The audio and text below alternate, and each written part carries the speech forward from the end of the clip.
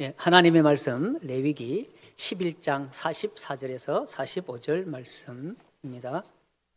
제가 가진 성경 162쪽입니다. 구약 성경 말씀입니다. 우리 다 함께 한 목소리로 말씀을 봉독하겠습니다. 시작. 나는 여호와 너희의 하나님이라. 내가 거룩하니 너희도 몸을 구별하여 거룩하게 하고 땅에 기는 길짐승으로 말미암아 스스로 더럽히지 말라. 나는 너희의 하나님이 되려고 너희를 애굽 땅에서 인도하여 낸 여호와라. 내가 거룩하니 너희도 거룩할지어다. 아멘. 네, 시간 우리가 가수늘 푸른교회에서 아침부터 시작해갖고 맛있게 음식을 주셨으니 졸지 마시고 그 에너지를 가지고 열심히 강의에 집중해 주시기를 부탁드립니다. 이 시간 정한 짐승과 부정한 짐승의 기원이라는 제목으로 유 아모스 목사님 나오실 때 할렐루야로 환영하겠습니다. 할렐루야. 할렐루야. 예, 감사합니다. 우리 대전 가수원 늘 푸른 교회에서 이렇게 또 맛있는 점심을 해주셔서 아주 맛있게 먹었습니다. 우리 수고하신 우리 대전 교회 우리 그 성도님들께 감사함을 드립니다. 오늘 두 번째 이 강은 정한 짐승과 부정한 짐승의 기원에 대해서 우리 살펴보도록 하겠습니다. 먼저 순서는 이 레위기의 구조를 먼저 보고 그 다음에 거룩과 정결과 부정이 어떤 의미를 갖고 있는지 하나님께서 원하시는 세계관 우리가 알기를 깨닫기를 원하시는 그것이 무엇인지 한번 보고요. 그 다음에 세 번째로는 그거를 응용을 해서 이 정한 짐승과 부정한 짐승이 왜 어떻게 생긴 건지 그거를 알아보도록 하겠습니다. 먼저 거룩과 속된 것, 또 정한 것과 이 부정한 것, 이것의 이제 의미, 중요성을 이제 우리가 이제 아셔야 되는 거예요. 예?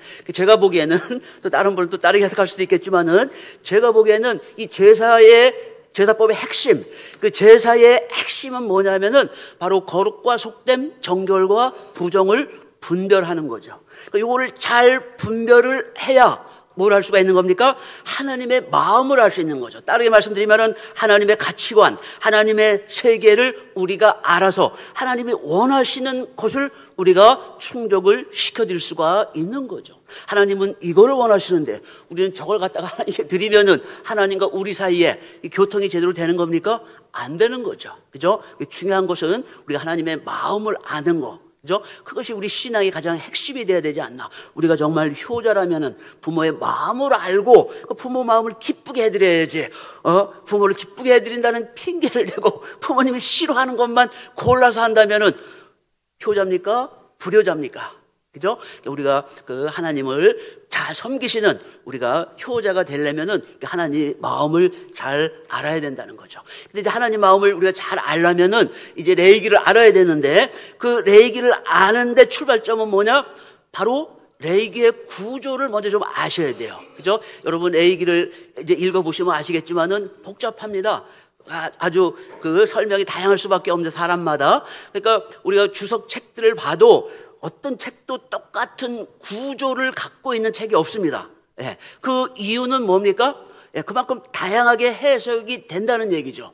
그러나 저는 그 복잡한 구조를 얘기하지를 않고 좀 심플하게 우리가 이해하기 쉽게 이 레위기 구조를 하게 되면은 그냥 왜 얘기 전체 구조가 이렇게 흘러가는구나. 누구나 쉽게 이해하고 누구나 쉽게 뭐 암기라기보다도 나중에 볼 때 레위기가 이런 구조로 돼 있구나. 이렇게 시작을 하게 되면은 왜 이 거룩함과 속됨 또 부정함과 정결함이 중요한 것인지를 여러분이 느끼게 되실 것입니다. 먼저 큰 그림을 보면은 그 레위기를 이렇게 나눌 수가 있는 것 같습니다. 1장부터 9장까지 또 10장이 전환점이 되고 11장부터 27장이 이제 이게 다른 주제로 이제 바뀌게 되는데 그 1장부터 9장까지는 뭐냐면은 그 우리 이제 출애굽기하고 잘 봐야 되는데 출애굽기가 뭐로 끝나냐면은 성전의 완성으로 끝납니다. 근데 성전이 완성이 됐으면 뭐가 필요합니까? 그 성전에서 봉사할 제사장이 필요하겠죠. 그죠?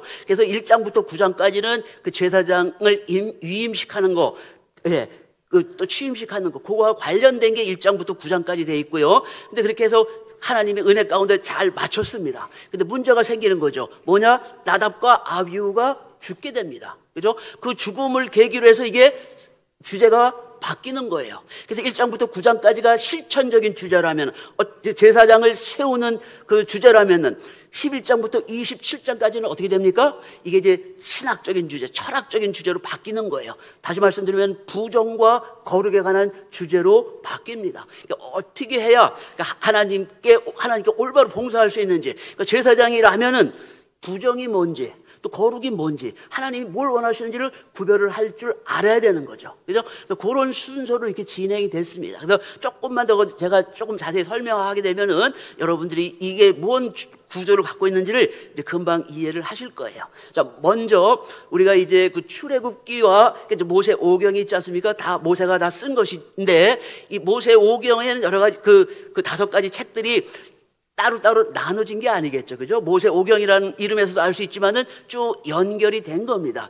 특히 이 레위기 같은 경우, 뭐 출애굽기, 레위기, 민수기도 마찬가지지만은 우리는 지금 뭐 이거를 이렇게 펼칠 수가 없고, 그 레위기에 이제 국한돼서 이제 말씀을 드리는 거니까, 이 레위기 구조를 보면은 레위기 시작을 뭐로 시작을 하냐면은 바이크라 이렇게 시작을 하거든요. 이게 뭐냐면은 그리고 하나님께서 부르셨다, 이런 식으로 되는 거예요. 그리고 이렇게 첫 시작부터 뭐로 나오는 거예요? 그리고 이렇게 나오는 겁니다. 그거는 뭘 얘기하는 겁니까? 출애굽기 40장에서 모든 것이 끝나고 새로운 책이 시작이 된 거를 의미하지 않습니다. 뭘 얘기하는 거예요? 출애굽 40장 끝나고 나서 거기에 계속 이어서 출애굽기가 나오고, 출애굽기, 물론 출애굽기도 똑같습니다. 이 구조가 창세기 뒤이어서 출애굽기 나오고, 또 출애굽기 뒤이어서 레위기 나오고, 레위기 뒤어서 민수기도 나오고, 뭐냐면 계속 이어진다는 걸 의미를 하는 거예요. 그러니까 우리가 이 레위기를 읽을 때는 바로 출애굽기와 같은 연장선상에서 이 레위기를 이해를 해야 한다는 거죠. 그래서 출애굽기는 뭐로 끝납니까? 바로 성막의 완성으로 끝나는 거예요. 제가 그 출애굽기 40장 마지막 절을 적어놨는데, 여기에 그가 또 성막과 단사면 뜰에 포장을 치고 뜰문의 장을 다니라. 모세가 이같이 역사를 필하였더라. 무슨 역사를 필한 겁니까? 바로 성막을 완성하는, 하나님 지시에 맞게 성막을 완성하는 그 역사를 지금 필한 거죠. 그런데 필하니까 어떻게 됩니까? 그 성막 안에 하나님의 영광이 가득한 거예요. 구름이 가득합니다. 아무도 들어갈 수가 없어요. 심지어는 모세까지 들어갈 수가 없는 겁니다. 이게 뭘 상징하는 겁니까? 성막 안에는 하나님이 혼자 계시는 거예요. 근데 성막 안에 들어가려면 어떻게 됩니까? 아무나 막 들어갑니까? 아무나 못 들어가는 거예요. 누구만 들어갈 수 있습니까? 성막 안에는 제사장만 들어갈 수가 있는 거예요. 근데 지금 제사장이 있습니까? 없습니까? 아직 아무 사람도 제사장으로 임명을 받지를 못하고 있는 상태죠. 그래서 이때 하나님께서 제사장을 임명하기 위해서 지금 모세를 부르고 있는 장면에서 레위기가 시작이 되는 거예요. 그죠? 그러니까 이 출애굽기의 연장선상에서 이 레위기를 이해를 하셔야 되는 거죠. 예. 그래서 이 하나님께서 모세를 불러서 이제 뭐를 하시냐면은 이제 제사장을 이임식과 취임식을 해야 되는데, 그 전에 그냥 이임식해라, 취임식해라 할 수가 없는 거죠. 그러니까 뭘 먼저 말씀을 하시는 겁니까? 제사법에 대해서 가르쳐 주시는 거예요. 5대 제사법에 대해서 설명을 해 주면서 이대로 이임식과 취임식을 하라고 기록이 돼 있는 겁니다. 그죠? 그러니까 1장부터 9장까지는 별로 어려움이 없어요. 그죠? 1장부터 7장까지는 제사법을 가르쳐 주시고, 그 다음에 7장은 취임식, 8장은 취임식, 9장은 뭡니까? 8장은 위임식, 9장은 취임식을 말씀을 하고 있는 거예요. 그죠? 그러니까 그대로 진행이 되는 거예요. 어떻게 보면 논리적으로 볼 때 전혀 문제가 없습니다. 그대로 쭉 흘러갑니다. 그죠? 그래서 레위기 9장 마지막 24절은 뭐라고 되어 있습니까? 불이 여호와 앞에 나와 단 위에 번제물과 기름을 사른지라. 이게 뭘 얘기하고 있습니까? 제사장을 세우기 위한 위임식과 취임식에 문제가 있다는 겁니까? 없다는 겁니까? 문제가 없다는 것을 얘기하는 거예요. 왜? 하나님이 불이 나와서 제물을 태웠으니까 하나님께서 기쁘게 그 제사를 받으셨다는 거예요. 이게 정식으로 제사장들이 세워진 겁니다. 얼마나 좋습니까? 그죠? 잘 진행이 된 거예요. 근데 문제는 어디서 생깁니까? 10장에서 문제가 생기는 거예요.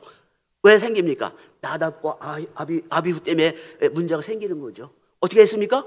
술을 마시고 성소에 들어갔어요. 성소에 들어가서 뭘 합니까?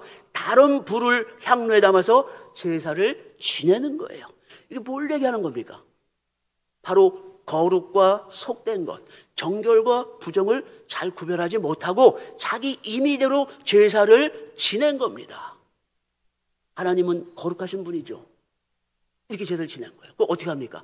하나님의 불이 내려와서 어떻게 해요? 나답과 아비후를 불살라 죽인 겁니다. 문제가 생긴 거죠. 그죠? 그렇게 해서 하나님께서 세 가지 명령을 내리시는 거예요. 어떻게 명령을 내리십니까? 먼저는 해방에 들어갈 때는 절대 포도주나 독주를 마시지 말라요. 술을 마시게 되면 어떻게 됩니까? 정신이 혼미해지죠. 정신이 혼미해지면은 성막 안에서 제대로 하나님을 섬길 수가 있겠습니까? 문제가 생길 수밖에 없는 거죠. 그건 1차적인 문제예요. 더 중요한 건 뭡니까? 두 번째 명령을 하시는 거죠. 거룩하고 속된 것, 부정하고 정한 것을 어떻게 하라는 거예요? 분별을 하라는 거예요. 제사장이 그걸 명확하게 분별하지 못하게 되면 어떻게 되겠습니까? 성막이 어떻게 되겠어요? 정한 것과 부정한 것이 뒤죽박죽이 되고 하나님의 거룩과 속된 것이 뒤죽박죽이 되는 거예요. 그럼 하나님의 성막이 존재할 수 있겠습니까? 하나님의 거룩함이 유지가 될 수 있겠어요? 안 되는 겁니다. 그러니까 제사장이 먼저 뭐를 알아야 되는 거예요? 거룩하고 속된 것, 부정하고 정한 것을 먼저 정확히 알아야 된다는 거예요. 그것을 알고 나면은 그 세 번째 명령이 뭡니까? 하나님의 모든 규례를 이스라엘 자손에게 가르치라. 지금 여기 레위기죠, 그죠? 규례들이 많죠, 그죠? 뭐 율법도 있고 많이 있겠지만은 이 레위기니까 뭐라고 보는 게 좀 더 정확하겠어요. 모든 제사에 관한 규례를 이스라엘 자손에게 가르치라는 거죠. 응? 그렇게 해야 이스라엘 백성들이 뭐예요? 아, 거룩한 게 뭐고 또 속된 것이 뭐고 부정한 것이 뭐고 정한 것이 뭐고 그러니까 그것을 어기지 않게 하나님이 원하시는 대로 성막 안에 들어와서 제사를 지낼 수 있을 거 아니겠습니까? 그죠? 이렇게 해서 하나님께서 재정비를 하시는 겁니다. 그 다음에 11장부터 27장까지는 뭐예요? 크게 보면은 이제 두 가지 주제로 나누는데 여기는 이렇게 뭐 실천적으로 제사장을 세우고 이런 문제가 아닌 거예요. 뭔 문제입니까? 부정한 것과 거룩한 것을 구별할 줄 알게 자세하게 설명을 해 주시고 계시는 거예요. 이것이 바로 뭡니까? 바로 하나님의 세계예요. 하나님의 가치관입니다. 우리 하나님 세계, 하나님의 가치관에 같이 호흡을 맞춰서 하나님과 같이 이렇게 하려면 어떻게 되는 거예요? 이걸 구별을 할 줄 알아야 되는 거죠. 하나님의 이 제사는 구약 시대만 드리면 되는 거 아닌가? 지금 신약 시대인데 뭐 예수님이 제사를 완성하셨으니까 우리는 더 이상 제사를 드릴 필요가 없겠지. 이렇게 생각하실 수도 있겠죠. 그죠? 혹시 여러분 중에 그런 분 없으십니까? 그건 아니라는 거예요. 요거는 변치가 않는 거예요. 이거는 이 땅이나 그 땅이나 영원히 변치가 않는 하나님의 철학, 하나님의 사상, 하나님의 가치관인 거예요. 이걸 우리가 알아야 되는 거죠. 예? 지금은 우리가 이제 예수님께서 부활승천하신 다음 지금 우리가 이제 은혜 시대에 살고 있잖아요. 우리가 지금 추구해야 될 게 뭘 추구해야 되는 겁니까? 거룩 추구해야 됩니까? 정결 추구해야 됩니까? 부정 추구해야 됩니까? 부정은 아니라는 거 여러분 느끼실 거예요. 그죠? 지금 정결의 시대입니까? 거룩의 시대입니까 지금? 우리가 뭘 해야 되는 겁니까? 잘 모르시는 거예요. 이걸 구별 못하면 모르시는 거예요. 그죠? 이걸 정확하게 알아야 우리가 뭘 하면서 신앙생활을 해야 될지를 구별할 줄을 알게 되는 거예요. 그게 뭡니까? 그게 바로 하나님의 마음을 아는 거예요. 하나님이 성경의 역사를, 구속사의 역사를 펼치신 거예요. 그 펼치신 역사 중에 무엇이 중요하냐 이거죠. 바로 그 핵심을 아는 것이 바로 제사법에 나와 있는 거예요. 저도 그랬고 여러분 중에서도 아마 많은 분들이 그러셨겠지만은 제사법을 무시한 거예요. 예수님이 완성하셨으니까 더 이상 이제 무슨 제사법이 필요하냐? 우리 몰라도 된다. 레위기는 건너뛰자. 이렇게 읽어왔던 것이 우리의 모습이었던 거죠. 그러나 그것이 아닌 거예요. 레위기는 바로 그 하나님의 세계, 하나님이 원하시는 그 모습을 우리에게 가르쳐 준다는 거예요. 그래서 레위기를 건너뛸 것이 아니라 뭡니까? 우리가 레위기를 자세히 공부해야 될 그러한 시기에 우리가 와 있다는 거예요. 뭐 때문에? 바로 구속사 운동 때문에 그런 거예요. 구속사 운동이 없을 땐 다 건너뛰어 버렸어요. 근데 이제 구속사 운동이 시작되면서는 뭡니까? 창세기부터 계시록까지 성경 66권 어느 하나 버릴 것이 없는 거예요. 제가 아까 말씀드렸듯이 가장 사람들이 많이 버렸던 게 뭡니까? 바로 족보예요. 족보를 거들떠보지도 않았어요. 저도 마찬가지였죠. 그죠? 거들떠보지도 않았어요. 근데 구속서 시리즈가 나오고 그 족보에 대한 내용들을 보니까 그게 아니라는 거예요. 그죠? 이 족보를 통해서 구속사 운동 전체가 설명이 되는 겁니다.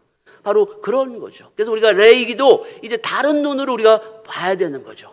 바로 하나님의 마음, 하나님의 세계, 하나님의 가치관을 알기 위해서 우리가 바로 이 레위기를 정확하게 알아야 된다는 거예요. 자, 이제는 여러분들이 이 구조를 좀 아셨을 거예요. 그죠? 이 레위기의 구조. 작은 이런 세분한 그런 구조가 아니라 그런 구조는 별로 저도 여러분들한테 추천하지 않습니다. 왜냐? 학자들마다 다 다른데 뭐가 정답이야? 어떤 게 정답이야? 저도 모르겠어요. 어떤 게 정답인지. 근데 제가 여러분들한테 말씀드릴 수 있는 거는 요 구조입니다. 요 구조만 알고 있으면은 하나님께서 뭐를 원하시는구나 하는 거를 큰 그림에서 알 수 있는 거예요.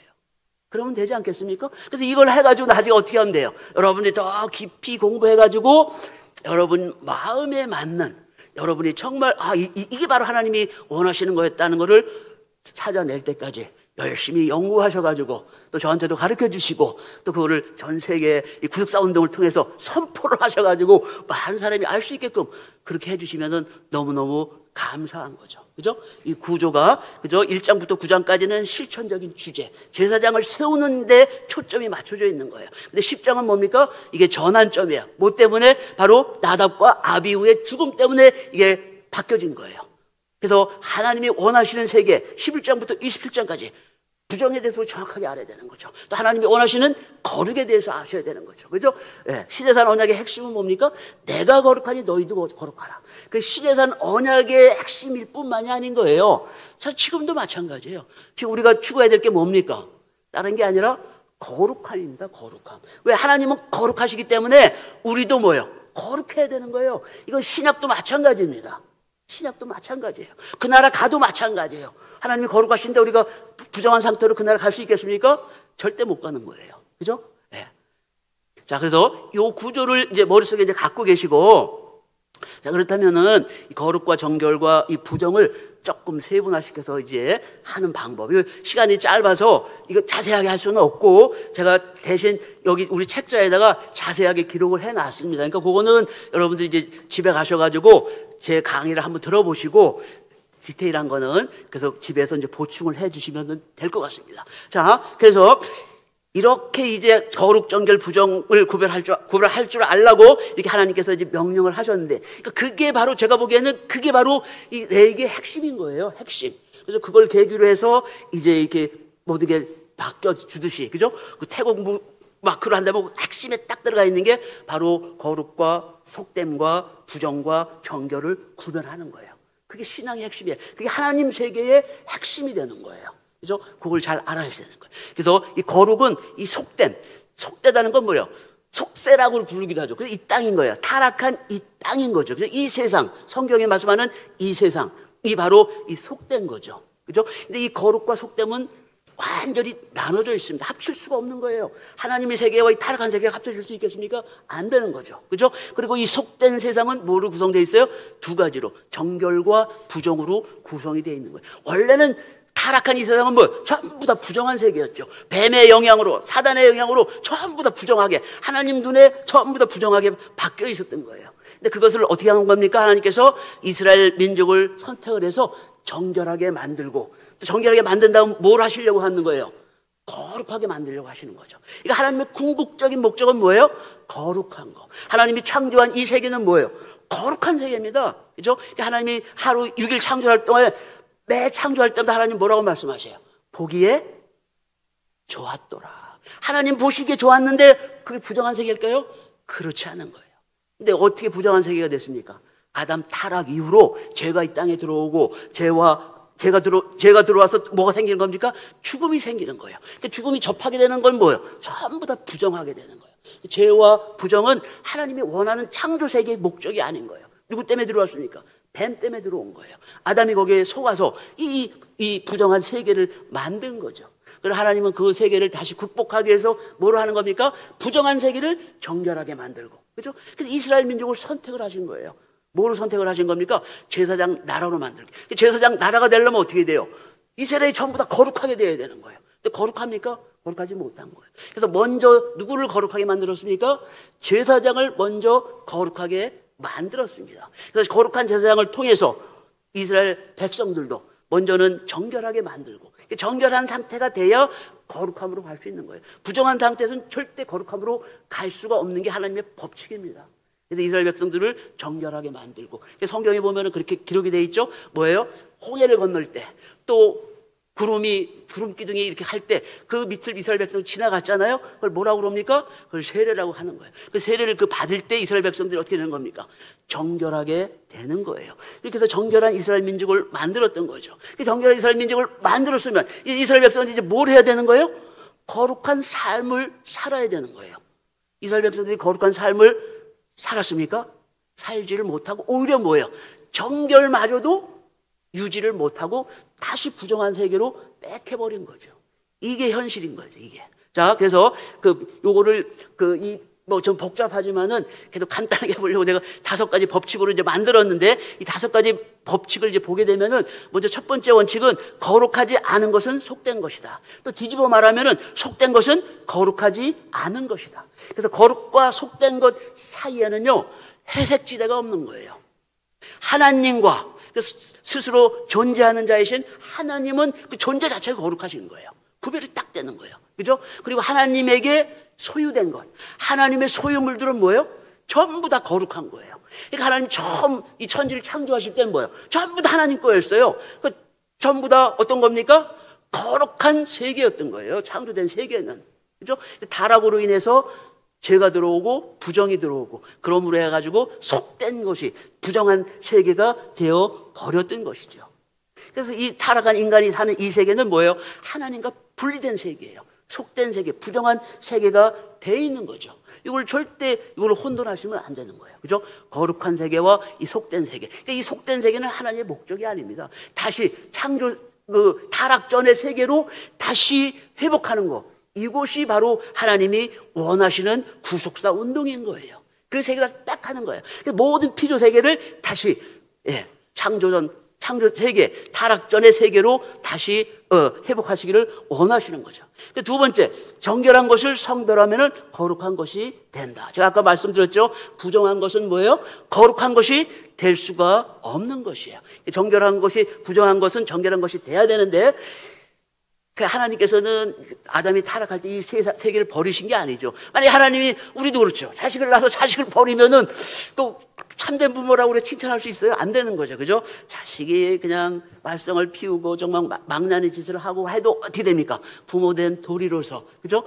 기도하고 또 사람이 되게끔 또 타이르고 이렇게 하고 하는 것이 부모의 도리겠죠. 하나님도 마찬가지죠. 하나님이 이 천지를 창조하실 때 뜻을 두고 창조를 하셨는데 아담이 타락했다고 그냥 훅 내버리면, 그런 하나님 우리가 믿을 필요가 없는 거죠. 그런 하나님이라면은, 그죠? 근데 그런 하나님이 아니신 거예요. 네. 돌아온 탕자가 돌아오기를 기다리듯이 타락한 이 세계가 다시 회복되기를 원하시는 게 바로 하나님의 마음이라는 거예요. 마음. 그렇죠? 사람만이 그런 게 아니라 피조물도 마찬가지죠. 그죠? 로마서 8장 21절 이거 보면은 피조물이 고대하는 바는 하나님의 자녀들이 나타나기를 바라서 더 이상 어떻게 하는 거예요?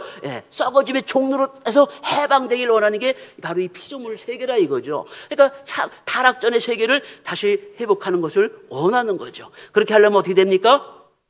이 타락한 부정한 세계가 정결한 상태로 회복이 돼야 되는 거예요. 그래서 제사의 목적은요, 제사의 목적은 거룩한 게 아닙니다. 제사의 목적은 뭐예요? 정결한 상태를 다시 회복시켜주는 게 바로 이 제사의 목적인 겁니다. 그렇게 해서 하나님과 우리의 그 관계가 다시 지속이 되면은 그때 우리가 뭘 해야 되는 거예요? 거룩할 수 있도록, 거룩하도록 하나님의 거룩함을 본받아서 우리가 노력을 해야 되는 거예요. 그죠? 구약 때도 그렇고 지금도 그렇고 우리가 하나님의 거룩을 본받게끔 노력을 해야 하는 게 우리 성도의 자세인 거예요. 그러나 구약 시대는 뭐예요? 먼저 정결하게 해야 되는 거죠. 신약 시대는 뭡니까? 예수님께서 이 정결과 부정의 세계를, 그 담을 허물어 버린 거예요. 그러니까 우리의 목표는 더 이상 정결이 우리의 목표가 아닙니다. 뭐 때문에? 예수님 덕분에. 예수님 덕분에 여러분 감사하셔야 되는 거예요. 우리가 구약시대처럼 되려면 어떻게 돼요? 제사를 지나가지고 우리가 정결해야 돼요. 정결한 상태가 돼서 여기서부터 이제 거룩한 우리가 배워 나가서 내 몸에 익혀야 되는 거예요. 얼마나 힘들겠어요, 사실은. 그죠? 그렇지만은 예수님 덕분에 이제 우리가 정결은 면한 거죠. 다 정결한 거예요. 누구와? 예수님을 믿는 순간 모든 사람이 다 정결하게 된 거예요. 근데 정결하게 되면 그게 끝입니까? 끝이 아닌 거예요. 뭘 해야 되는 거예요? 거룩. 내가 거룩하니 너희도 거룩하라. 이게 영원한 지상명제입니다. 하나님의 자녀들이 반드시 이루어야 될 영원한 지상명제가 바로 그거예요. 그래서 거기서 가기 전에 구약시대는 뭐예요? 반드시 정결을 거쳐야 된다. 이스라엘 민족을 정결하게 만드신 거예요, 하나님께서. 그 다음에 세 번째 원칙은 거룩한 것이 속된 것이 될 수 있다. 그러니까 거룩한 것. 그죠? 하나님이 창조한 그 세계. 거룩한 겁니다. 하나님의 소유였던 거예요. 그게 뭐가 된 겁니까? 속된 세계로 바뀌어버렸어요. 왜 그렇습니까? 바로 죄와 부정 때문에 그러한 일이 벌어진 거예요. 그래서 하나님의 목적은 뭡니까? 그 타락한 그 세계를 다시 그 타락 전의 세계로 회복하는 것. 거룩한 하나님의 소유로 만드는 것이 바로 하나님의 목표죠. 그러기 위해서 하나님이 어떻게 하셨습니까? 이스라엘 민족을 선택을 하신 거예요. 그래서 이스라엘 민족 어떻게 하는 겁니까? 제사장 나라로 만들고자 하셨던 거예요. 그래서 제사장 나라를 만든다는 건 뭡니까? 바로 이스라엘 민족이 제사장의 역할을 해서 열방, 이방, 믿지 않는 열방들을 하나님과 연결시켜주는 그러한 역할을 하게 하려고 하나님이 계획을 하셨던 거죠. 그러나 이스라엘 민족은 아까 제가 말씀드렸던 것처럼 정결한 상태조차도 유지하지 못하고 다 부정하게 된 거예요. 왜 그렇습니까? 그 제사, 율법에 담긴 하나님의 뜻을 알지 못하니까 자기의 의만 내세우느라고 하다 보니까 이 정결을 유지할 수가 없게 된 거죠. 자, 그 다음에 네 번째는 부정한 것은 거룩하게 될 수가 없다. 그러니까 부정한 상태에서는 결코 거룩하게 될 수가 없는 거죠. 먼저 무슨 단계를 거쳐야 된다고요? 정결한 상태를 거쳐야만 되는 것이죠. 그래서 하나님께서는 이 구속사를 위해서 특별히 이스라엘 백성들을 선택을 하셔서 그렇게 만들려고 하셨던 거죠. 근데 이스라엘 백성들이 그 정결한 상태가 아니라 부정한 상태로 계속 돌아가는 거예요. 이게 부정한 상태가 심해지면 어떻게 됩니까? 하나님의 인내에도 한계가 있는 거죠. 하나님께서 떠나시는 거예요. 실제로 역사에서 그런 일이 벌어졌죠. 언제 벌어졌습니까? 바벨론 유수가 바로 그 사건인 거예요. 하나님께서 수도 없이 선지자들 보내가지고 경고를 하셨던 거죠. 이스라엘 백성들이 한 귀로 듣고 한 귀로 흘려버린 거예요. 그래서 결국은 뭡니까? 바벨론 포로로 잡혀갔다는 거예요. 하나님께서 이스라엘 떠나게 되면 어떻게 되는 거예요? 제사를 통한 정결의 기회. 그죠? 제사를 통해서 정결을 회복하는 거잖아요. 그죠? 그 기회가 하나님이 안 계시니까 그 기회가 없어지는 거죠. 근데 그 시내산 언약의 핵심이 뭐예요? 내가 거룩하니 너희도 거룩하라. 그걸 이룰 수가 없는 거죠. 정결이 하지도 않는데 부정한 상태에서 갈 수가 있습니까? 안 되는 거죠. 그럼 뭐가 깨지는 거예요? 시내산 언약이 파괴돼 버리는 거예요. 하나님께서 언약이 파괴되면은 어떻게 하시겠습니까? 하나님께서 언약을 파괴하면은 하나님께서 성경에 뭐라고 말씀하시는 거예요? 거기엔 반드시 뭐가 따릅니까? 하나님의 진노가 따르는 거예요. 이스라엘 백성이 그 진노를 감당을 해야 되는 거예요. 그래서 BC 586년에 바벨론으로 잡혀갈 때 그냥 살살살살 이렇게 잡혀갔습니까? 그렇지 않은 거예요. 수많은 사람들이 죽음을 당한 거죠. 우리 6.25 때 많은 증언들이 있지 않습니까? 그죠? 그 이상으로 잡혀갈 때 많은 사람들이 희생을 당한 거예요. 마지막 이스라엘 왕도 마찬가지죠.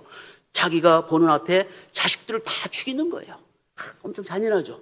그걸로 끝나는 게 아니야. 또 왕 본인은 어떻게 두 누나를 뺍니다. 그리고 또 어떻게 합니까? 그 구리 세 줄로 어떻게 하는 거예요? 이 사람 턱 있죠. 이 고기 아가미하고 비슷한 거예요. 여기다 턱을 탁 깨가지고 목을 꽁꽁 묶어서 이렇게 끌고 간 거예요. 하나님의 진노죠, 진노. 그죠? 이렇게 해서 거기서 포로 생활을 했던 것이죠. 자, 그 다음에 다섯 번째 원칙은 뭡니까? 정결한 것이 더럽혀지면은 부정하게 된다. 바로 제가 이스라엘 백성들 말씀드렸잖아요. 그죠? 정결한 것이 끝까지 유지가 되는 거 아니에요. 자기가 노력하지 않으면은 금방 부정하게 되는 것이죠. 그러니까 이 구속사 사역을 가장 심각하게 방해하는 것이 뭐예요? 바로 부정인 거예요. 그러니까 이스라엘 백성들 정결하게 하나님께서 만들어 놓으시니까 마치 돼지나 개가 다시 씻겨놓으면 다시 그 들어온 걸로 다시 들어가고 개가 토해놓은 것을 먹듯이 계속 다시 돌아가고 하는 거예요. 그러니까 이 구속사 사역에 가장 방해가 되는 게 뭡니까? 바로 이 부정인 거예요, 부정. 그러니까 이 부정에 대해서 우리 그 11장부터 16장까지인가요? 그게 자세하게 설명을 해 놓으시는 거예요. 절대 부정하지 말라. 그 말씀이 기록이 되어 있는 거 아니겠습니까? 근데 그 부정의 출처는 어디입니까? 부정은 어디서 온 겁니까? 그 부정이 바로 뱀, 옛뱀, 사단. 이 사단으로 인해서 이 땅에 뭐예요? 부정이 오게 된 거예요. 사단으로 인해서 죄가 이 땅에 들어왔죠. 죄가 들어왔다는 건 뭐예요? 죽음이 이 땅에 온 거예요. 죽음은 뭡니까? 부정한 세계. 왜? 죽음은 하나님이 원하시는 게 아닌 거예요. 하나님의 세계는 생명의 세계지 죽음의 세계가 아니에요. 그 죽음의 세계는 누구의 세계입니까? 그 사단, 마귀, 뱀의 세계인 거예요. 이 뱀은 뭡니까? 그러니까 하나님의 그 선한 창조 세계를 뭐 하고 싶은 거예요? 망치고 싶은 거예요. 죽음의 세계, 혼란의 세계로 만들고 싶은 게 바로 이 사단인 거죠. 그러니까 우리가 하나님의 자녀라면 그걸 잘 구별해야 되겠죠. 어떤 게 하나님의 길인지, 어떤 게 사단의 길인지를 우리가 올바로 분별을 할 줄 알아야 하나님이 원하시는 길로 우리가 갈 수 있을 거 아니겠습니까? 네. 사단의 목표는 하나님의 창조 세계를 죽음과 부정의 세계로 만드는 것이다. 그래서 우리 레위기 20장을 보면요, 이 창조 질서를 근본적으로 파괴하는 것, 부정한 것은 많이 있습니다. 우리가 무덤에 손을 대도 부정하게 되고, 그죠? 뭐 여러 가지 내용들이 나오지 않습니까? 그러한 부정들은 뭐 하루 해가 지든가 또 뭐 일주일이 지나든가 뭐 이러면 다 또 사라지는 거예요. 그러나 이런 부정만큼은 어떤 부정이냐? 창조 질서를 근본적으로 파괴하는, 부정하는 이러한 부정들은 어떻게 되는 거예요? 하나님께서 뭐라고 그럽니까? 돌로 다 쳐 죽이라는 거예요. 이 창조 세계를 부정하는 사람들은, 창조 세계를 해방하는 사람들은 어떻게 하나? 다 돌로 쳐 죽이라는 거예요. 그 레위기 20장에 보면 그 몇 가지 예가 나와 있죠. 어떤 것들입니까? 먼저는 하나님의 이름을 부정하는 사람들, 하나님의 이름을 장난으로 여기는 사람, 하나님 이름을 가볍게 여기는 사람들, 또 동성애하는 사람들, 뭐 수반하는 사람들, 뭐 기타 또 여러 가지가 많이 있죠. 이것들은 뭐예요? 하나님이 만드신 창조 세계를 근본적으로 부정하는 사람들이에요. 그 사람들은 전부 다 돌로 쳐 죽이라는 거예요. 그죠? 하나님의 마음이 어디인지 우리가 알 수가 있는 거죠. 어디에 있습니까?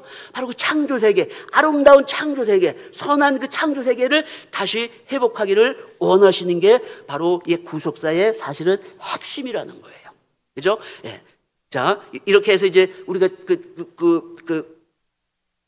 이 5가지 법칙을 통해서 이 속된 것과 거룩한 것, 정한 것과 부정한 것을 이렇게 살펴보았지만 이게 바로 하나님의 세계인 거예요. 하나님의 가치관인 거예요. 우리 자녀들이 뭘 하기를 원하시는가가 바로 이 속에 담겨 있는 겁니다. 그냥 표면적으로만 부정한 거 안 만지면 나는 정결하지 이렇게 생각하시면 안 되는 거예요. 이 정결과 부정의 세계는 구약시대에 다 마무리가 됐습니다. 예수님께서 그 십자가 제사를 통해서 전부 다 마무리가 된 거예요. 그러나 하나님께서 원하시는 이 세계는 뭐예요? 영원히 변치가 않는 거예요. 구약시대에는 하나님 이거 좋아했다가 신약시대에는 또 저거 좋아했다가 뭐 이것저것 막 하면 뭐예요? 하나님의 사상의 일관성이 없는 거죠. 하나님 계획이 없는 거예요. 그런 분은. 그죠? 그런 하나님이 아니라는 거예요. 이미 창세 전부터 마지막 계시의 말씀이 이루어질 때까지 하나님의 뜻과 사상은 뭐예요? 초지일관, 변함이 없다는 거예요. 그러니까 우리가 구약을 읽을 필요가 있는 거예요. 우리가 레위기를 공부할 필요가 있는 겁니다. 그냥 건너뛰어서 되는 것이 아닌 거예요. 그죠? 예. 이 바로 이러한 제사법. 결국은 이러한 세계 마지막으로 이것을 완성시킨 분이 바로 예수 그리스도인 거예요. 그죠? 그래서 예수 그리스도께서는 우리 이방인 아닙니까? 그죠? 우리 이방인이지만은 우리가 부정한 상태로 있어야 되는 거죠. 그죠? 그러나 예수님께서 그 십자가에서 마지막 완벽한 제사를 한 번에 딱 드림으로 말미암아 지금 어떻게 된 겁니까? 부정과 정결의 사이에 높이 있었던 그 담을 전부 다 헐어버린 거예요. 그죠? 그래서 여러 가지로 우리가 측면에서 볼 수 있죠. 음식도, 그죠? 왜? 우리 레위기에서는 부정한 음식, 정한 음식 나눠져 있잖아요. 그죠? 근데 예수님께서는 그 벽을 다 나누셨어요. 뭐예요? 우리 입으로 들어가는 것이 부정한 것이 아니라는 거예요. 뭐랍니까? 우리 입에서 나오는 거. 입에서 나오는 거 어디서 나오는 겁니까? 우리 마음에서 나오는 거예요. 그것이 너희를 더럽게 한다는 거예요. 우리 마음에서 나오는 것들은 뭡니까? 전부 다 사단의 속성들이 입 안속에서 나오는 거예요. 그것들을 우리가 고쳐야 되는 것들이죠. 그죠? 그래서 예수님께서 다 허물어서 또 땅도 마찬가지죠. 구약시대는 뭐예요? 이스라엘 땅은 거룩한 땅, 이방 땅은 부정한 땅. 이렇게 나눴죠. 그죠? 모든 것이 나눠져 있었지만은 예수님이 그 십자가 제사를 지내고 난 이후로는 뭐예요? 그 벽이 다 사라진 거예요. 그래서 지금은 믿는 우리들은 전부 다 뭡니까? 지금은 다 정결한 상태에 우리가 와 있는 거예요. 그러니까 지금 나도 정결해야 되는데 이렇게 하시면 성경을 제대로 이해를 못 하신 거예요. 정결함을 우리가 추구하는 게 아니에요. 우리 다 정결합니다. 예수님을 믿는 순간 우리 죄가 모든 게 사함을 받고 부정함이 다 사라진 거예요. 그래서 이제 우리가 해야 될 것은 뭡니까? 이제는 이제 예수 그리스도를 본받아서 이제 거룩함을 우리가 쫓아야 되는 거죠. 거룩함을. 그래서 이 거룩함을 쫓으려면 어떻게 쫓아야 됩니까? 거룩함을 쫓으려면 성경은 뭐라고 말씀하고 있습니까? 우리 거룩함을 어떻게 얻을 수 있습니까? 거룩함은 디모데전서 4장 5절인가 거기 나와 있잖아요. 어떻게 해요? 뭐와 뭐로 거룩해진다고. 예? 말씀과 기도로 거룩해지는 거예요. 말씀과 기도가 새로운 겁니까? 사실은 그렇지는 않은 거예요. 구약 시대는 어떻게 거룩해지는 겁니까? 율법과 제사로 거룩해지는 거예요. 말씀이 율법이고 또 뭡니까? 기도가 뭐예요? 제사가 기도인 거예요. 그 표현 양식이 좀 다르지 내용은 똑같은 거예요. 구약에서도 궁극적인 목적은 뭡니까? 거룩해지는 거. 지금 우리도 뭐의 궁극적인 목적은 거룩해지는 거예요. 거룩해지려면 어떻게 됩니까? 로마서 12장 1절에 그 말씀이 있는 거죠. 너희 몸을 어떻게 하라는 거예요? 하나님이 기뻐하시는 거룩한 산 제물로 드려라. 그래서 두 가지 포인트가 중요합니다. 산제물. 산제물이라는 건 뭐예요? 구약시대는 다 전부 다 죽여서 준 거예요. 그죠? 근데 우리가 죽으면 어떻게 돼요? 하나님 일을 할 수가 없잖아요. 그죠? 그래서 두 가지 의미가 있어요. 하나는 육적인 거, 영적인 거. 육적으로 우리가 죽으면 하나님 일을 할 수가 없는 거예요. 그죠? 그리고 또 산제물이라는 거, 영적인 의미가 있죠. 뭐, 어떤 게 산제물입니까? 예수 그리스도를 아는 것이 산제물이에요. 그죠? 영생인 거예요. 예수 그리스도를 아는 것이. 그죠? 우리가 산제물이라는 건 뭐예요? 우리가 죽은 제물이 생명이 살아있는 제물이고 또 거기에 뭡니까? 예수 그리스도를 믿는 믿음이 확실하게 서 있는 그러한 제물이 우리가 돼야 된다는 거예요. 근데 그 제물이 어떤 제물이라는 거예요? 거룩한 제물이라는 거예요. 이 거룩하다는 건 무슨 뜻인 거예요? 하나님 존재 자체든가 아니면 뭐예요? 하나님의 소유든가. 우리가 하나님은 아니죠. 그죠? 그럼 우리가 뭐가 돼야 되는 거예요? 하나님의 소유가 돼야 된다니까. 우리 삶이, 그죠? 육적으로, 영적으로 하나님의 소유가 될 때, 그게 뭐가 되는 거예요? 그게 거룩하게 되는 거예요. 그래서 우리 일상생활의 매일매일의 삶 속에서 우리 삶을 거룩한 산 제물로 들여 나가야 되는 거예요. 그래서 한 걸음 한 걸음 하나님의 거룩에 한 걸음 한 걸음 나가야 되는 것이 바로 우리의 목표라는 거예요. 그죠? 여러분들 뭘 하셔야 되는지 이제 아시는 거예요. 그죠? 그걸 뭘 통해서 합니까? 바로 이 거룩과 속된 것, 부정과 정결을 명확하게 알아야 하나님 뭘 원하시는지를 우리가 알 수가 있는 거죠. 시간이 빨리 지나가는데, 자, 이번에는 그렇다면은 레위기에 나오는 이 정한 짐승과 부정한 짐승의 기원이 어떤가? 이게 바로 그 세계관을 보여주는 하나의 단적인 예입니다. 그래서 이 정한 짐승과 부정한 짐승의 그 기원이 어떤 건지를 한번 보겠습니다. 근데 우리가 이제 레위기를 읽을 때 굉장히 어렵습니다. 그래서 레위기를 읽을 때 단지 표면적으로 제사구나, 하나님이 이런 제사를 원하는구나, 이렇게만 보면 안 되는 거예요. 하나님 뭘 원하십니까? 부정과 거룩을 명확하게 구별해서 부정을 버리고 거룩을 너희들 쫓기를 하나님은 우리에게 원하시는 거예요.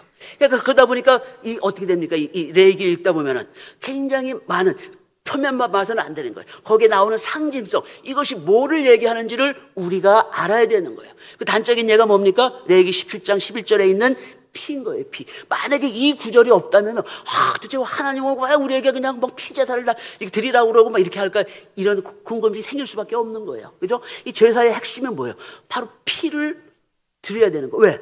바로 피에 뭐가 있기 때문에? 생명이 있기 때문에. 그 속죄. 그러니까 내 생명을 드리면은 하나님이 일을 못 하시잖아요. 그죠? 그러니까 내가 죄를 지었을 때 그 죄를 대신 다른 가축의 생명으로 해서 대신 드릴 수 있게 한 거예요. 그 의미가 있는 거예요. 그러니까 이 레위기 17장 11절이 있기 때문에 제사의 가장 핵심적인 내용을 우리가 알 수가 있는 거예요. 그러나 이것만 있는 게 아니에요. 또 다른 것도 많이 있습니다. 여기 레위기 아까 제가 말씀드렸던 것처럼 5대 제사가 있잖아요. 그 5대 제사에 그냥 하나님께서 막 임의로 주신 거예요? 그런 게 아닙니다. 5대 제사에는 뭐예요? 각각의 다 뜻이 있는 거예요. 상징성이 있는 겁니다. 그걸 상징성을 잘 알아야 그 각 제사를 우리가 올바르게 선택을 해서 올바르게 드릴 수가 있는 거죠. 지금은 제사를 드리는 시대는 아니지만은 그거를 알아야 하나님께서 왜 이런 제사를 드리기를 원하셨는지를 우리가 알아낼 수가 있는 거예요. 레위기 아무리 찾아봐도 그런 내용은 나와 있지는 않습니다. 여러분들이 우리 구속사 시리즈 12권 상권을 자세히 읽어보면은 5대 제사의 목적이 뭔지, 또 왜 안수를 해야 되는지, 안수의 의미가 뭔지, 이런 것들이 다 설명이 되어 있습니다. 그 상징성이 설명이 되어 있는 거예요. 그래서 그 상징성 중에 하나, 바로 정한 짐승과 부정한 짐승에 가지고 있는 그 상징성을 제가 오늘 여러분들에게 말씀을 드리려고 하는 거예요. 그래서 이 정한 짐승과 부정한 짐승을 왜 구별을 해야 되냐 이거죠. 왜 구별해야 되냐. 표면적으로 읽는 분들은 그래요. 식용, 먹어도 되느냐, 먹지 않아도 되느냐, 먹어서는 안 되는 걸 구별하기 위해서. 물론 그런 표면적인 의미를 부정할 수는 없습니다. 이스라엘 사람들이 이렇게 살아왔던 거죠. 그죠? 그래서 그건 표면적인 거예요. 그 뒤에 담겨있는 그 상징성, 그 상징성은 뭐냐 이거죠. 굳이 하나님께서 뭐 음식을 나눠가지고 이스라엘 백성들을 괴롭게 하려고 그렇게 하신 게 아니라는 거예요. 거기는 하나님께서 의도하신 하나님의 마음이 담겨있는 그 의미가 거기 들어있다는 거예요. 그것을 우리가 알지 못하면은 그냥 다 흘러가 버리는 거예요. 자, 그래서 그 뭐냐 이거죠. 뭐냐 이거죠. 왜 하나님께서 그렇게 짐승을 나눴냐 이거죠. 근데 거기서 우리 한 가지 빼먹기 쉬운 게 한 가지가 있습니다. 그게 뭐냐면은 바로 이 부정한 짐승을 하나님은 뭐라고 부르시냐면은 가증한 것이라고 부르신다. 가증한 것. 이 가증하다는 건 뭐예요? 이게 팩트를 얘기하는 겁니까? 우리가 어떤 거 볼 때는 뭐 사람의 복에 따라 어떤 거는 이뻐 보인다, 그렇지 않다, 그죠? 가증해 보인다, 아니면 선해 보인다. 이게 다 판단이 다른 거예요. 하나님은 이 부정한 짐승들을 어떻게 보시는 거예요? 하나님은 가증한 걸로 보시는 거예요. 이게 뭐예요? 하나님의 세계관, 하나님의 가치관이에요. 그럼 하나님의 자녀된 우리는 어떨까요? 하나님은 저거 가증한 거를 보는데 내 눈에 보기에는 아닌데, 다 먹을 수 있는 건데 우리는 율법에서 그 많은 거 다 먹지 않냐, 뭐 오징어도 먹고 뭐 다 먹자, 이렇게 보면 되겠나요? 그거는 육적인 거고, 그 이면에 왜 하나님께서 이 부정한 짐승을 가증한 것으로 여겼는가 하는 거는 그 차원은 다른 얘기죠. 그죠? 그 의미를 우리가 알아야 되는 거예요. 그죠? 그래서 처음 하나님께서 6일 천지 창조하실 때는 어땠습니까? 모든 것이 다 선한 세계, 아름다운 세계였던 거예요. 하나님 보시기에도 너무너무 아름다운 세계였던 거예요. 여기에는 뭡니까? 부정한 것이 있습니까? 없습니까? 아직 타락하기 전의 세계에 부정한 것이 없는 거예요. 아담 타락한 이후에 이제 죄가 들어오고 그 죄로 인해서 부정한 것이 생기게 된 거죠. 그래서 노아 홍수 때는 보면은 이제 정한 짐승과 부정한 짐승 나눠지게 되는 거죠. 그렇지만은 이때도 뭐예요? 살아있는 모든 짐승은 채소와 함께 먹어도 된다, 이렇게 말씀하고 있는 거예요. 부정한 동물도 먹어도 된다는 거예요, 노아 홍수 때는. 그러나 레위기 11장에 들어와서는 뭐라고 그럽니까? 이제 부정한 짐승은 뭐라는 거예요? 가증하다는 거예요. 하나님 보시기에 가증하다는 거예요. 그래서 가증할 뿐만 아니라 또 뭐라는 거예요? 절대 먹어서는 안 되는 음식이라는 거예요. 왜 하나님께서 이렇게 바뀌셨을까요? 제가 시간이 없어서 이제 자세하게는 말씀을 못 드리지만은, 그러면은 아까 여기 나와 있는 것처럼 레위기 10장 10절, 11, 12, 13, 20, 23, 요건 전부 다 뭐냐면은 이 성경에서 가증한 동물로 분류할 때 그 가증한 동물로 분류된 모든 것들은 전부 다 어떻게 되는 거예요? 다 가증하다, 가증하다, 가증하다. 하나님께서 반복해서 말씀하고 있는 거예요. 이 특징들을 한번 보자 이거예요. 이게 무슨 특징이냐 이거예요. 그걸 비교해 보면은 뭐냐면은 이 부정한 짐승의 특징들 다 나눠보면은 뭐 곤충들처럼 떼져 다니고 땅 위를 기어 다니고 다리가 없고 뭐하고 쭉 있는 거죠. 이걸 하나하나로 딱 묶으면 뭐하고 똑같은 거예요? 바로 뱀의 속성과 똑같은 거예요. 뱀의 속성. 네. 뱀의 속성 중에서도 가장 대표적인 게 뭡니까? 그게 바로 창세기 3장 14절에 나와 있어요. 뱀의 속성이 여러 가지 많이 있지만은 창세기 3장 14절은 뭐라고 얘기하고 있습니까? 내가 모든 육척과 들의 모든 짐승보다 더욱 저주를 받아. 저주의 최상급을 받은 게 바로 뱀인 거예요. 네. 하나님 저주하신 모든 것 중에 최상급이 바로 뱀인 거예요. 뭐라고 합니까? 너는 배로 다녀. 뱀이 이렇게 하나님 판결 나시기 전까지는 어떻게 걸어 다녔나요? 네? 날로 다녔나요? 걸어 다녔나요? 뭐 뛰어 다녔나요? 우리가 알 수는 없어요. 성경이 말씀하고 있지는 않지 않습니까? 알 수는 없어요. 근데 이제 옛날에 명화들을 보면은 뭐 뱀을 이렇게 세워가지고 사람처럼 세워가지고 막 이렇게 아담하고 얘기하는 그런 것들을 그려놨지만은 그거는 뭐예요? 그냥 상상력에 발산인 거예요. 그게 사실인지 아닌지 우리는 알 수는 없어요. 그러나 성경은 분명하게 뭐라고 말씀하고 있습니까? 타락 후에는 뭐예요? 예. 이 뱀이 저주를 받은 후로는 어떻게 돼요? 그 이후로는 배로 다니고 종신토록 흙을 먹을지니라. 이게 뭐를 의미하는 겁니까? 뭐를?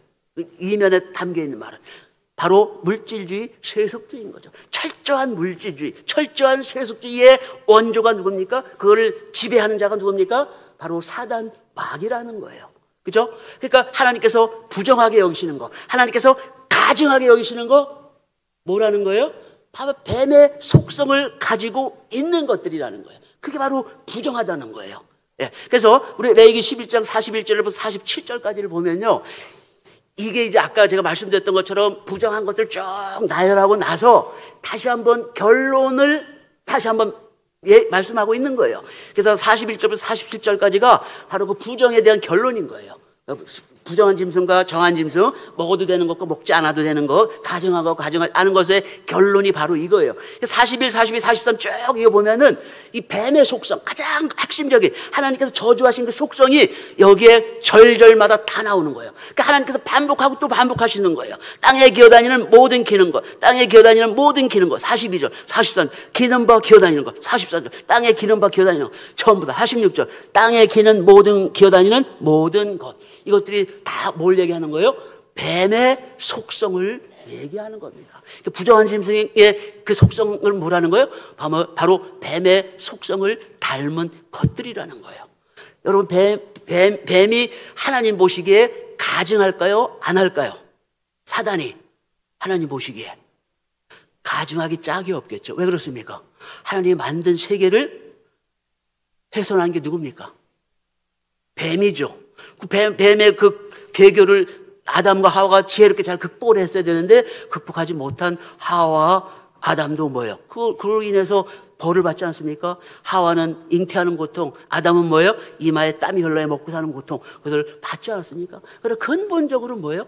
뱀이 바로 하나님의 이 창조 세계를 완전히 뒤흔들어 버린 거죠. 뱀은 누굽니까? 뱀은 하나님의 원수예요. 하나님의 세계를 망가뜨린 원수가 바로 뱀인 거죠. 그래서 부정하고 가증한 짐승, 그래서 먹어서는 안 되는 생물이 뭐예요? 전부 다 뱀과 비슷한 속성, 뱀의 속성들을 갖고 있는 거예요. 하나님의 원수입니다. 그래서 마지막 때에 어떻게 합니까? 뱀과 그 추종자들을 어떻게 하는 거예요? 영원히 유황불 못에 갇히게 되는 거죠. 그러니까 하나님은 이 정한 짐승, 부정한 짐승의 구별을 통해서 뭘 이스라엘 백성들이 배우기를 원하시는 겁니까?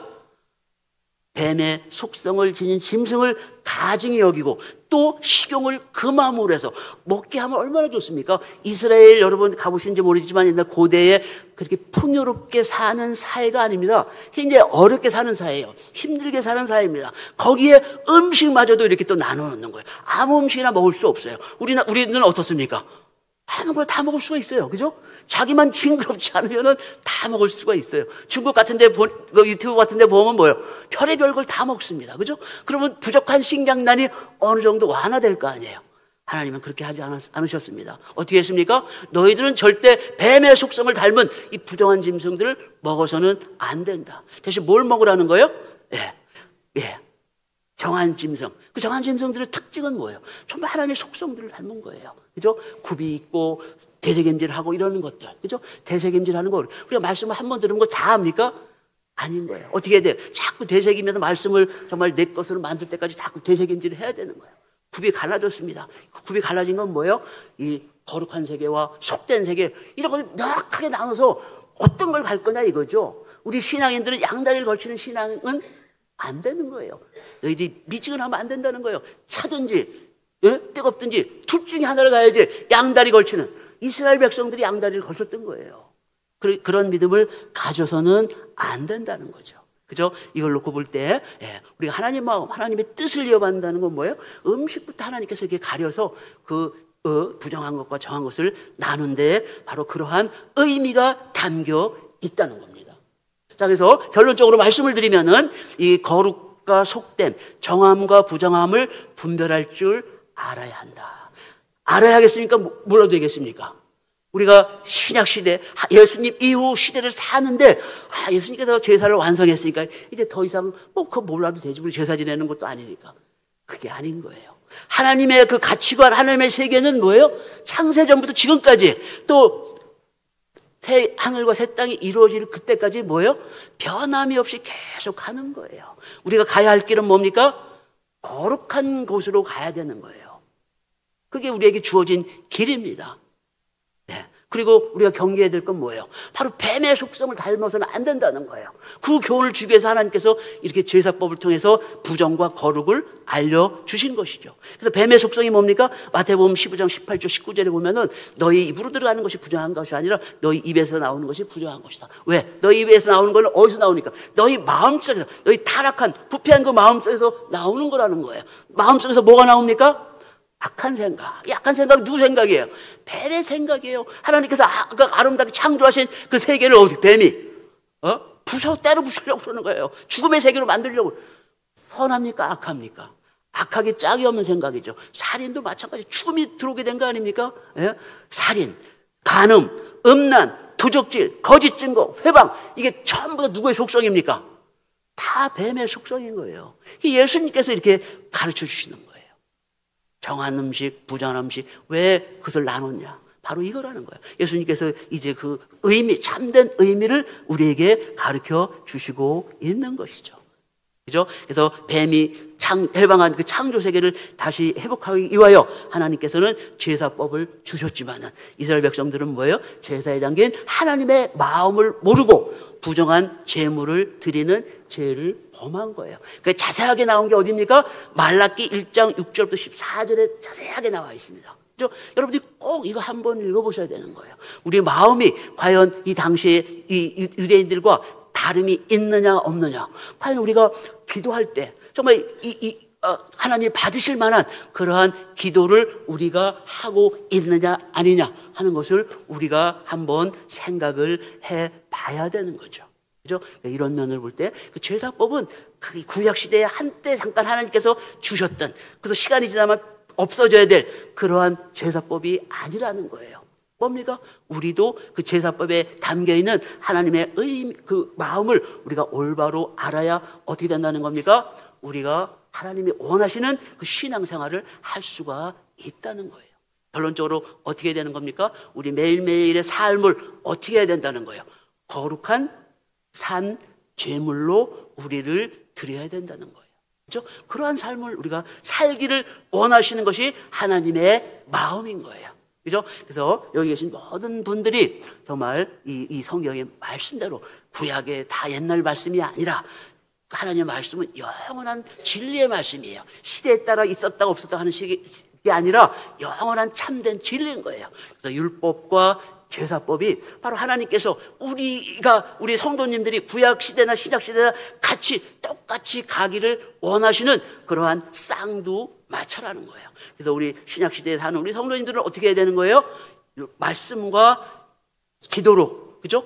거룩함을 추구를 해 나가셔야 되는 거죠. 그죠? 그래서 여기 계신 모든 분들이 우리 아버지 하나님 원하시는 대로, 그죠? 그 거룩한 세계, 하나님의 거룩한 산 소유가 되시는 그런 놀라운 역사가 있기를 주님의 이름으로 축원을 드리겠습니다. 다 같이 기도하시겠습니다. 사랑의 아버지 하나님 감사합니다. 오늘 이렇게 귀한 시간, 귀한 장소를 허락해 주셔서 저희들 이 레위기에 담긴 그 제사법의 의미를 공부해 봤습니다. 이것이 단순히 지식으로만 저희들 배우는 것이 아니라 이 지식이 또 내 삶 속에서 이 지식을 행함으로 말미암아 정말 진정으로 에녹처럼 우리가 하루하루 삶 속에서 우리 하나님과 동행하는 그러한 귀한 역사가 일어날수록 축복하여 주시옵소서. 무엇보다도 이 구속사 운동은 정말 이 말세 시대에 정말 최고의 신학이자 또 마지막 신학이라는 것 저희들 배웠사오니 여기 계신 한 분 한 분들이 정말 이 구속사 운동의 주역이 되어서 그 말씀을 전 세계에 전파하는데 부족함이 없는